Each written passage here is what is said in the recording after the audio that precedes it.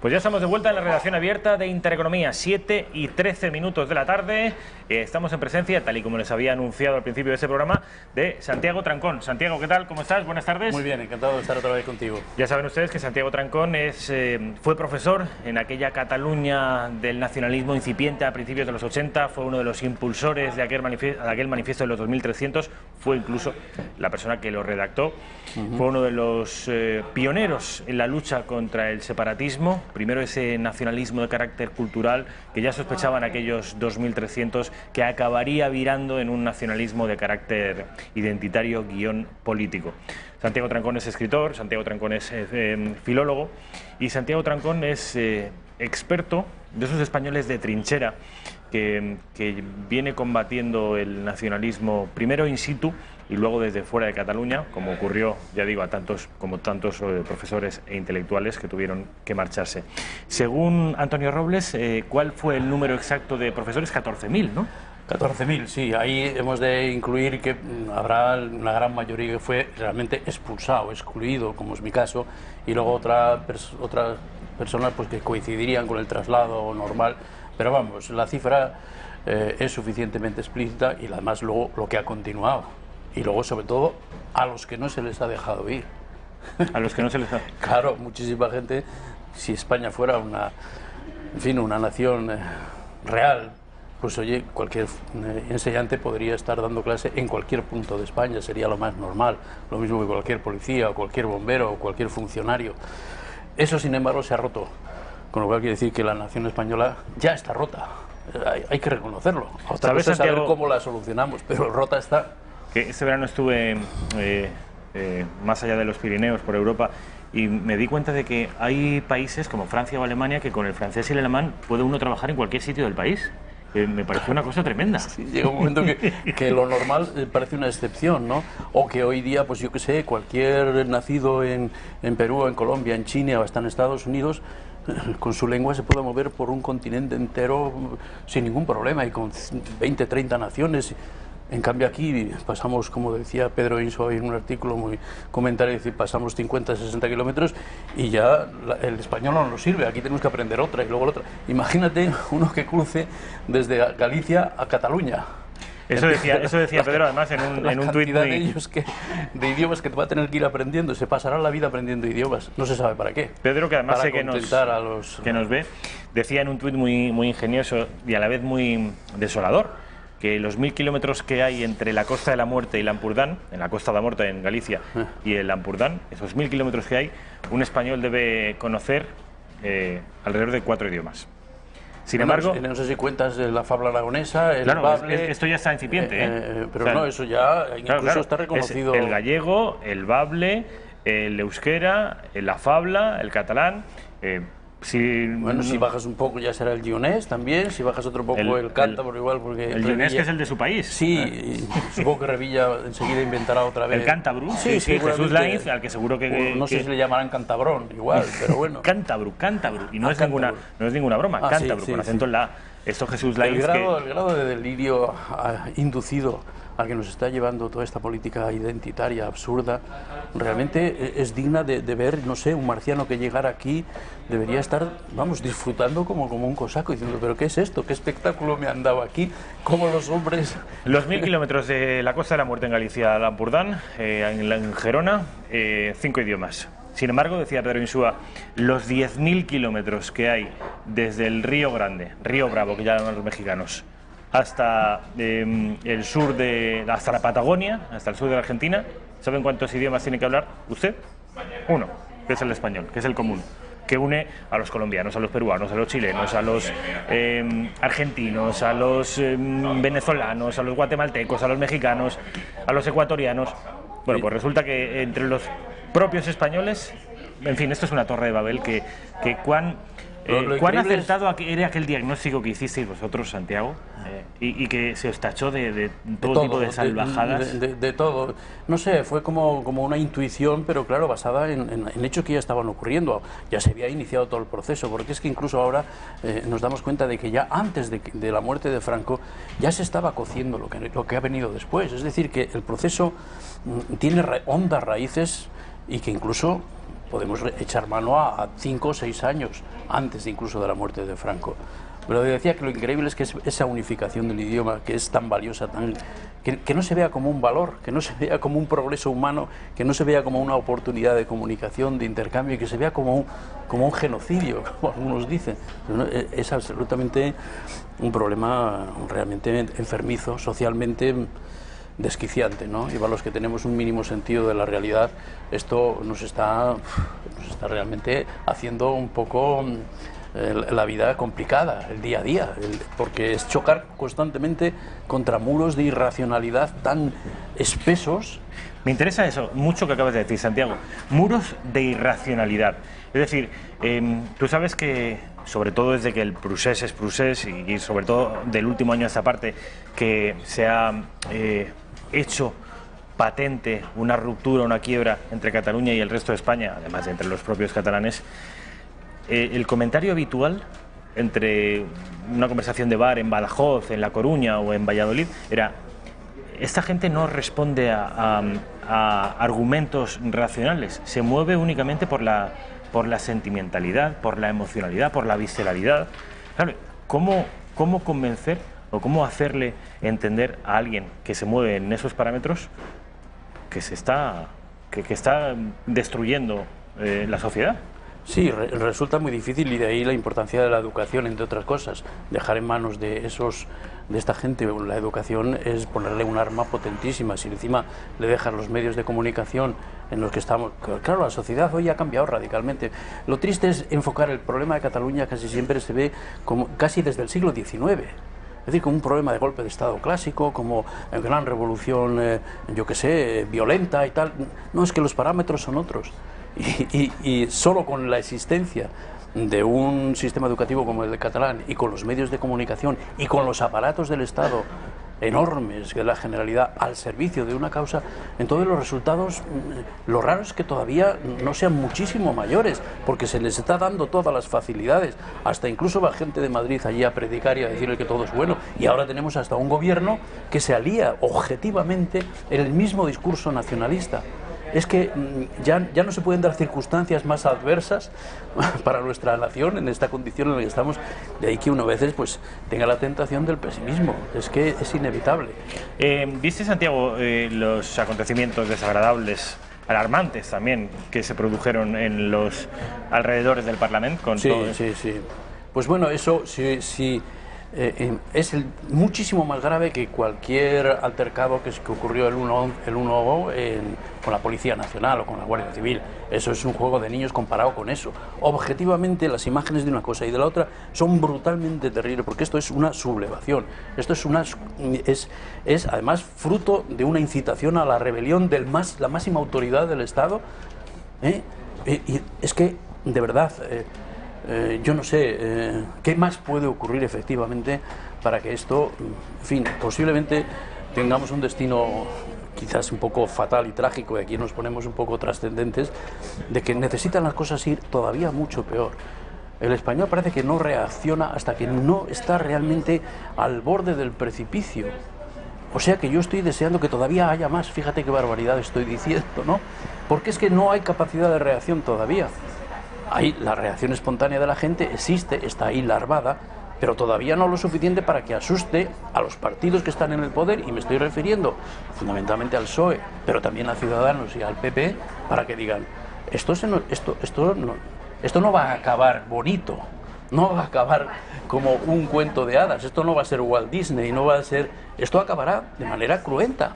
Que esa sangre llegue al río, o llegue al arroyo, o llegue al portal de tu casa, no, es intrascendente, porque no estamos en la época de las grandes catástrofes. Pueden llegar, porque la historia está ahí, es un dinosaurio que todo es despertarle, y se está haciendo todo para despertarle.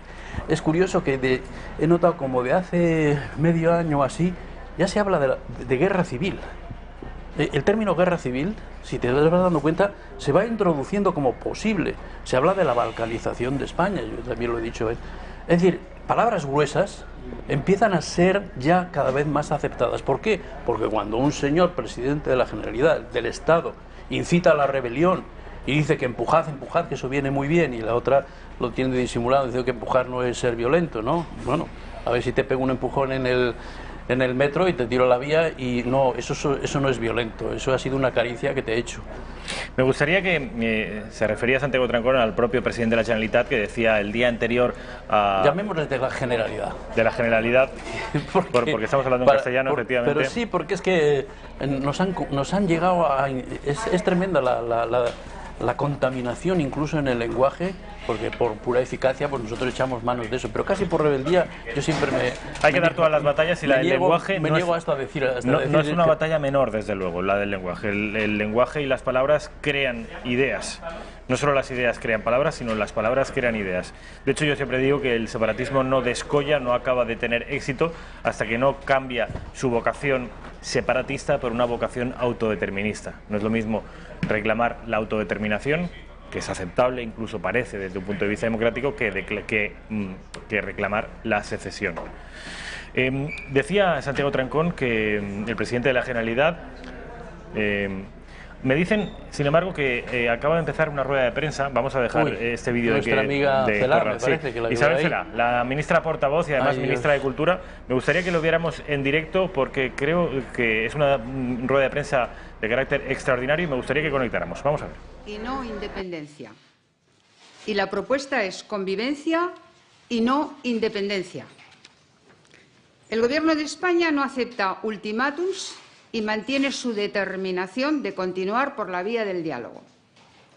Este Gobierno pide a las autoridades de la Generalitat distensión y calma. El Gobierno catalán debe garantizar la convivencia y los derechos de todos los catalanes, nacionalistas y no nacionalistas. Si algo se puso en evidencia el 1 de octubre de 2017 fue la fractura de la sociedad catalana. Y hemos de recordar al Gobierno de la Generalitat una vez más que una sociedad dividida no solo no es admisible desde un punto de vista democrático, sino que es una sociedad sin futuro. En una sociedad que ha reconocido que tiene heridas abiertas, la obligación de todos, y reitero, de todos los poderes públicos, es contribuir a cerrarlas. Hay muchos intereses que pretenden agudizar el conflicto y la confrontación. En nuestro contexto europeo no nos podemos permitir que esos intereses nos dicten el camino. Las decisiones desmedidas tomadas en el pasado no pueden de ninguna de las maneras condicionar las salidas de futuro que todos deseamos y que además son las que nos exige Europa, porque las salidas dialogadas son las únicas deseables en una sociedad europea, moderna, avanzada y democrática. El señor Torra sabe cuál es la posición del Gobierno sobre esta cuestión. Así se lo trasladó el presidente del Gobierno en la reunión que tuvieron en la Moncloa. La misma posición que han manifestado sistemáticamente los catalanes, los y las catalanas, cuando han sido llamadas a las urnas. No quieren la independencia, reclaman la convivencia, y eso solo es posible con ley y diálogo, que es justamente el ejercicio que hace el Gobierno de España cada día. Con los hechos estamos demostrando nuestra voluntad de tender puentes, de construir sociedad, de construir concordia.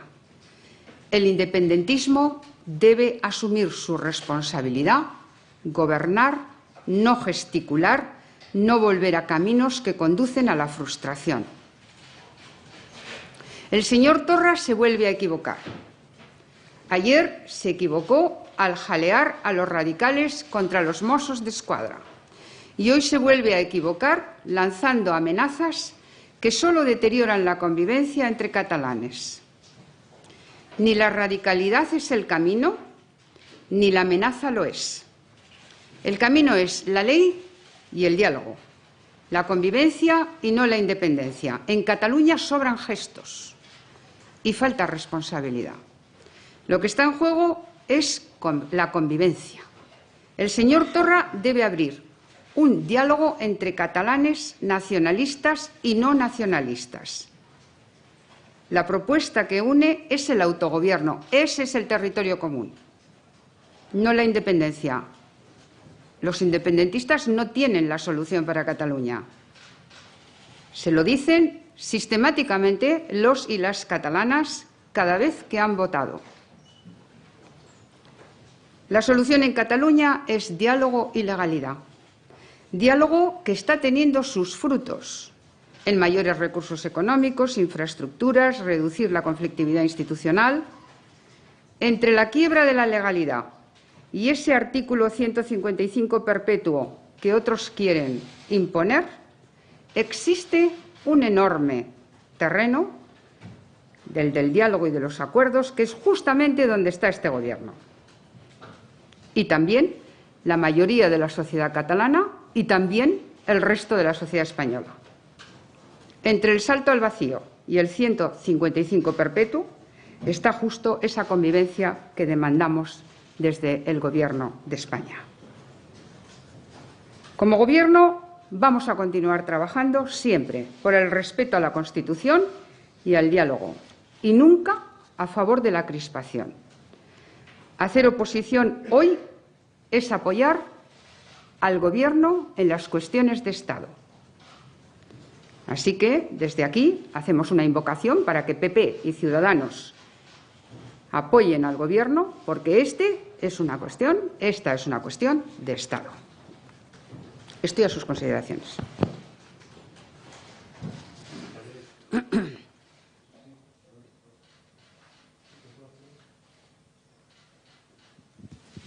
Buenas tardes. Dado que el presidente Pedro Sánchez dijo la semana pasada en Nueva York que si los partidos independentistas priorizaban el conflicto sobre la cooperación... Santiago, Sí. parece que por fin despierta el gobierno del letargo, ¿no? Tampoco es que haya sido extraordinariamente contundente, pero, en fin.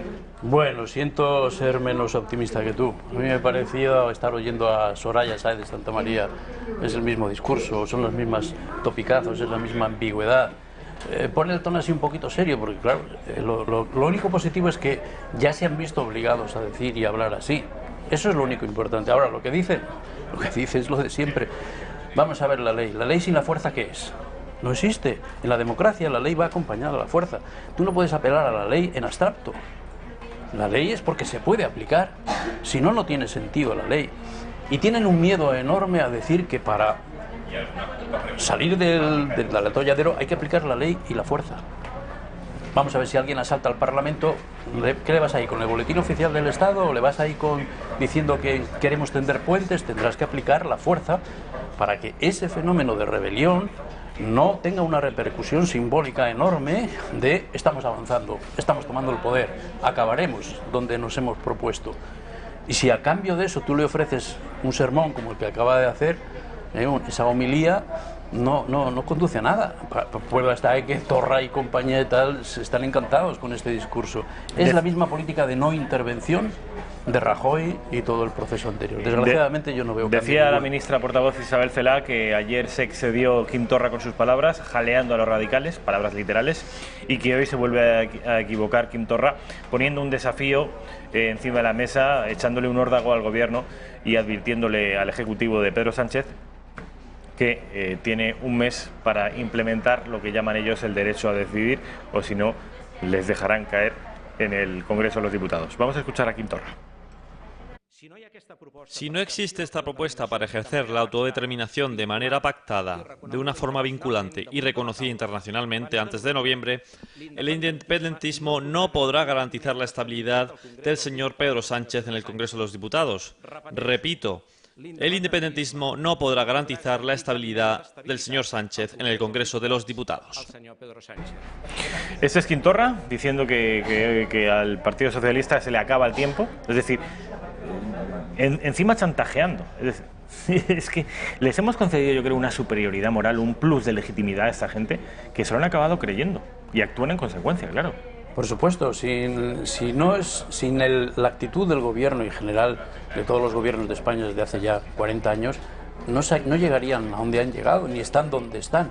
Lo que no podemos pensar es ahora que con palabras vuelvan a desandar lo que llevan 40 años haciendo. Es que es de un absurdo inconcebible, ¿no? Y de una ingenuidad fatal. ¿no? La misma CELA, que vaya gobierno que tenemos, de verdad, visto fríamente, bueno, pues insiste lo mismo que Calvo y el otro y tal. Las palabras no importan. Las palabras no sirven de nada, pero ¿cómo no sirven de nada? Las palabras son actos, las palabras pueden ser más peligrosas que las balas, y la prueba está en todo lo que ha ocurrido, hombre, en los años 30. ¿Cómo empieza cualquier, digamos, crisis social profunda? Pues con un discurso. No se asienta, no es que venga de repente, no sé, un huracán de las Azores o de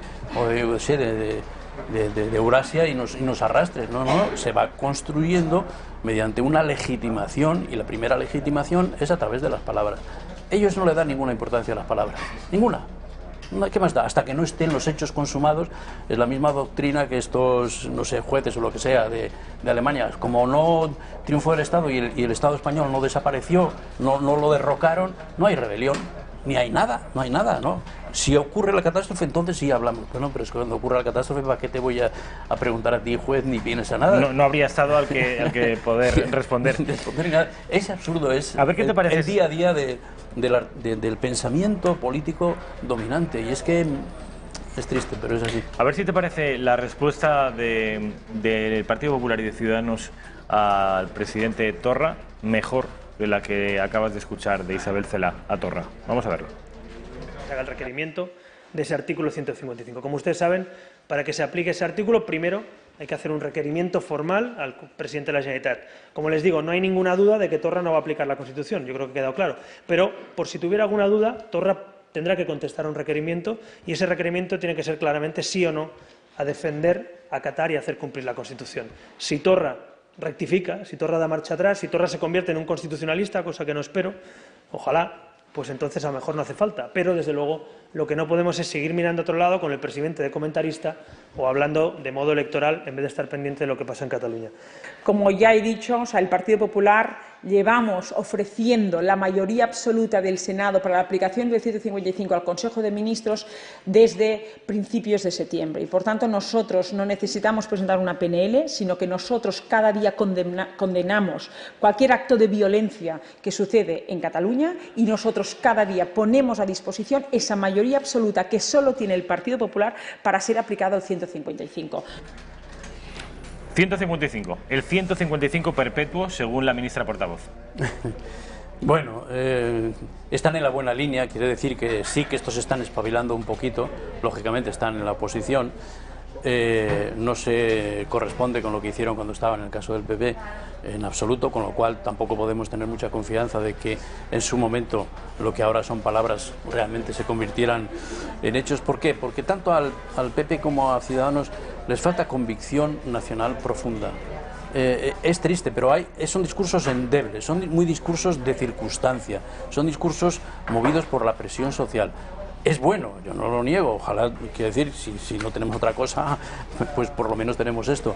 Ahora, yo creo que es fruto realmente de la presión, esa difusa social de lo que podemos llamar el pueblo español, que empieza a estar un poco alarmado, que debería estar mucho más, hacia dónde nos vamos. Porque si esto continúa avanzando en el mismo sentido, lógicamente llegará un momento donde el conflicto será mucho más grave de lo que es hoy.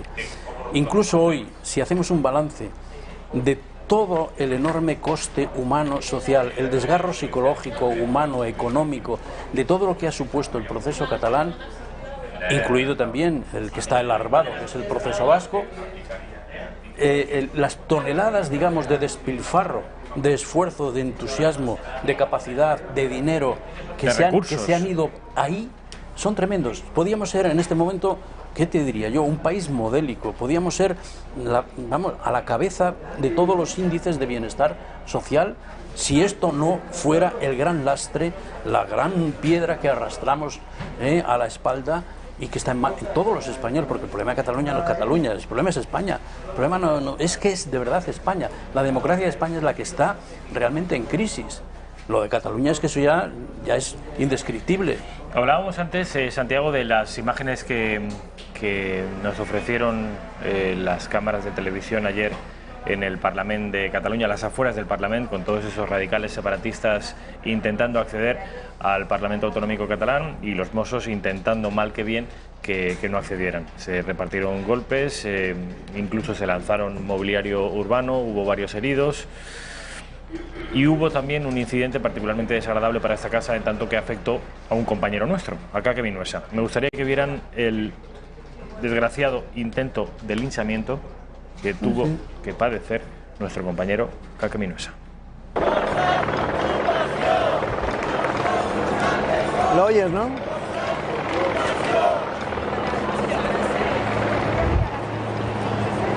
Estamos en la Bolsa de Barcelona, que ha sido ocupado por los CDRs, los comités de resistencia, los comités de la República, que se han encadenado aquí y que han sido desalojados.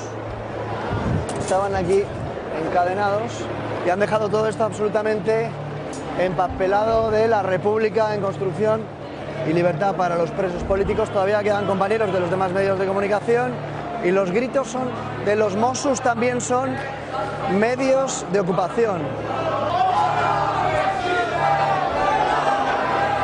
Bueno, este es el recibimiento que tenemos aquí. Por favor, por favor, por favor.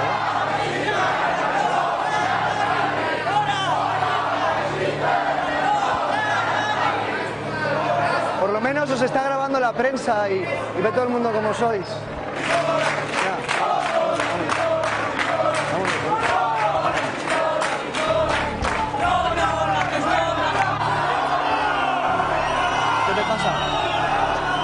Este es el recibimiento a un medio de comunicación. Estamos trabajando.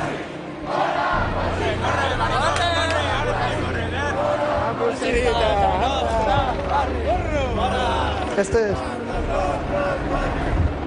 No, vengo a trabajar, pero... Estas son... ¿Dónde está mi cámara? Esta es la revolución de las sonrisas. La revolución de las sonrisas. ¿Qué hago? ¿Qué hago? Esta es vuestra revolución. La revolución de las sonrisas. De las sonrisas. Mira qué sonrisa. ¿Dónde está mi cámara? ¿Dónde está mi cámara? ¿Dónde está mi cámara? Esta es la revolución de las sonrisas. Venga, va. Venga, ¿dónde está?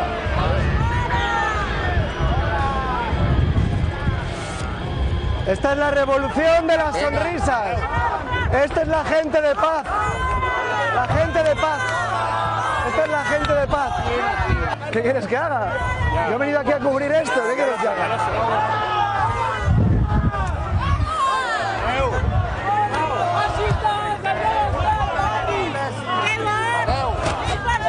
Sois muy valientes todos. Ya está, que te vas a tirar piedra. ¿Qué piedras me vas a tirar? Va. ¿Esto qué es? Vamos aquí dentro. ¿Esto es? Venga, aquí.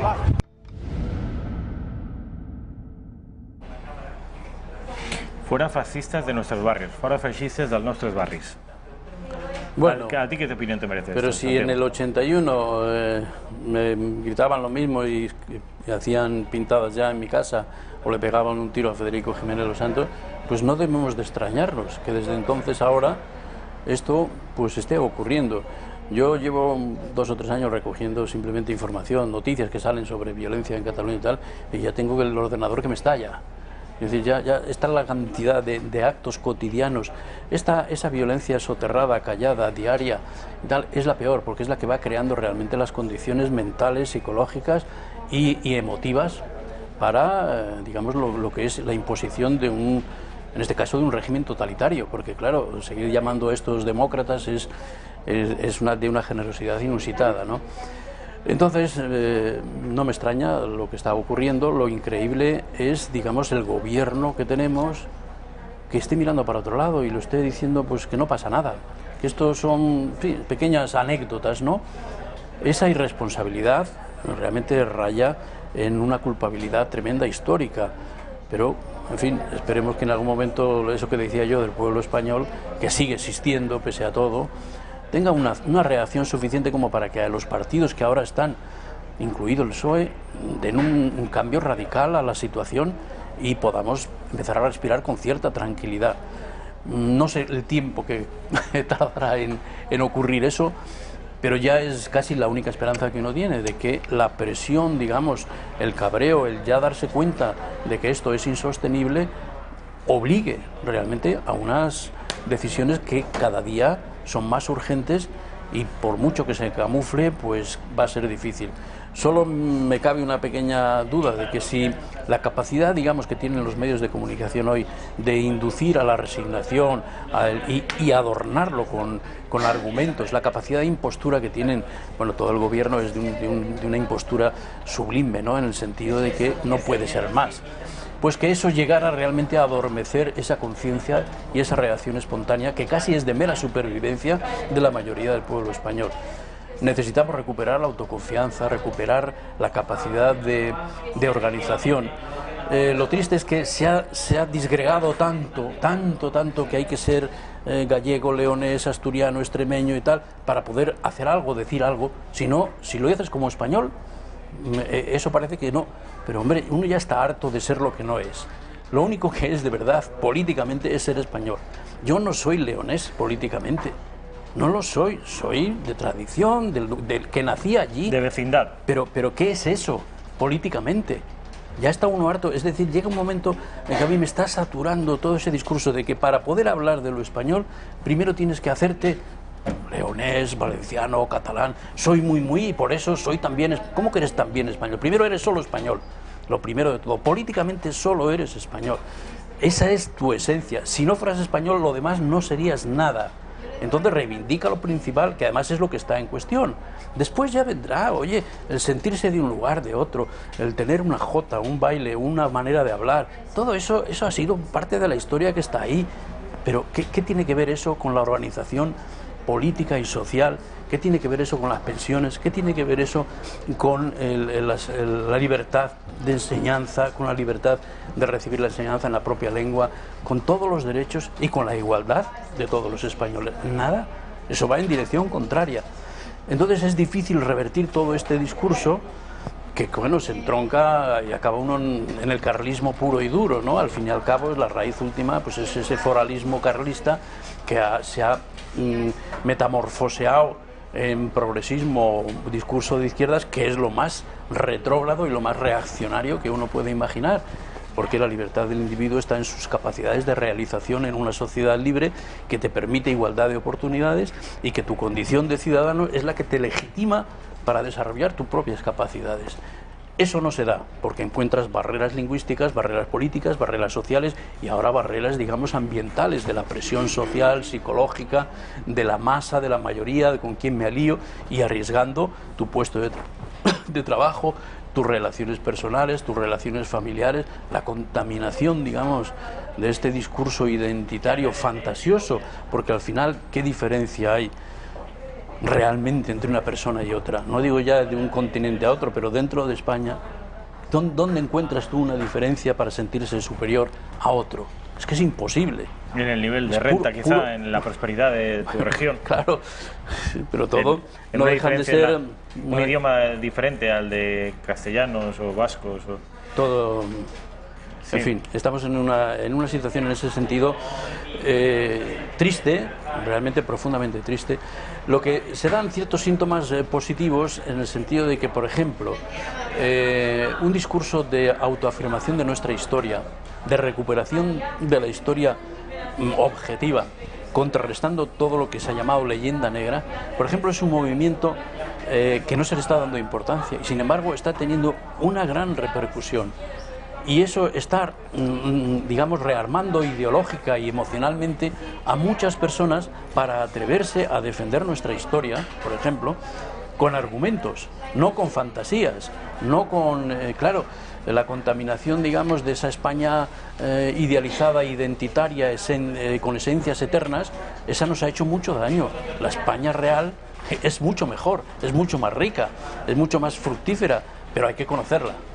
Si está desterrada de los colegios, de los institutos, de los discursos, de los periódicos, de las tertulias, pues claro, solo queda esa España que están vendiéndonos estos independentistas, que son profundamente perversos. El discurso nacionalista catalán tiene unas raíces realmente... La maldad y los malvados y los viles han tomado el poder. Está claro, quiero decir, no hay que ponerle... Estás haciendo un juicio incluso moral, Santiago. Absolutamente. Es que hay claro, es muy difícil separar la frontera donde empiezan esos principios morales de lo que son las actitudes políticas y la impostura política. El caso mismo son todos los escándalos de este gobierno. Hombre, es que hay una mezcla de inmoralidad, de sinvergonzonería, de jetas, de cara duras, con una defensa política de la impostura y de defensa del poder a ultranza. Todo se mezcla. Los casos, el propio Sánchez, la famosa tesis de... Yo estoy teniendo, debo ser de los pocos españoles que me estoy sometiendo a una especie de tortura masoquista de leer esa tesis. Bueno, esa tesis por llamarle de alguna manera. Voy por la página 135. ¿Y qué te parece? Son tales las tonterías, las barbaridades, las incorrecciones, que sorprende. Bueno, eso yo creo que no lo ha mirado el jurado. Un jurado normal no se ha parado ni 5 minutos a verlo. Solo ver cómo cita, que vamos, es el ABC, digamos, de una tesis doctoral. Lo primero que hacen es ver la bibliografía y cómo cita este señor. Es decir, ¿qué ha trabajado realmente?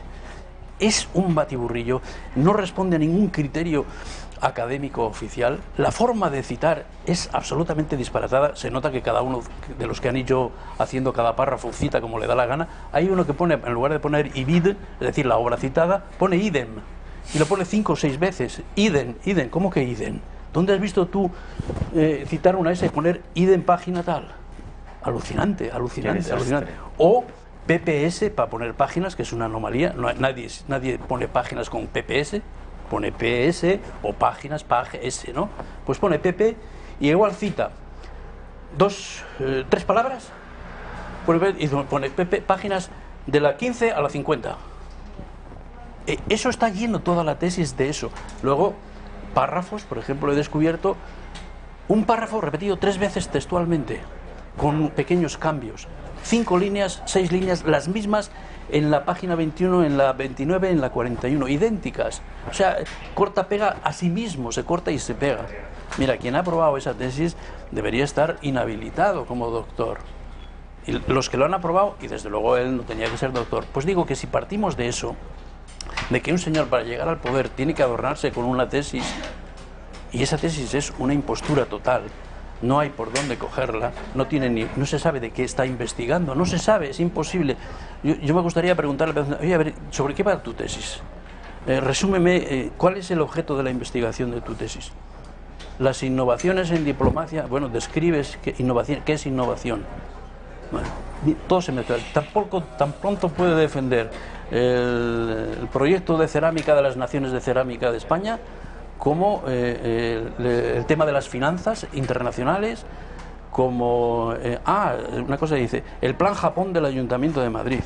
Analizaremos e investigaremos el Plan Japón del Ayuntamiento de Madrid. Bueno, ¿qué es eso?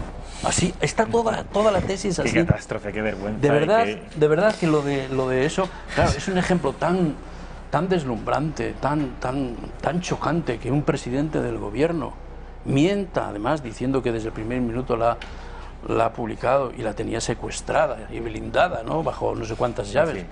Y luego encima dice que desde el primer minuto que la tenía... Bueno, y siga presidente del gobierno.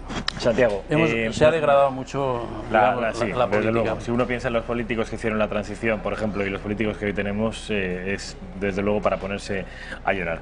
Santiago Trancón, como siempre, mil gracias por estar aquí, ha sido un placer. Vamos a publicidad.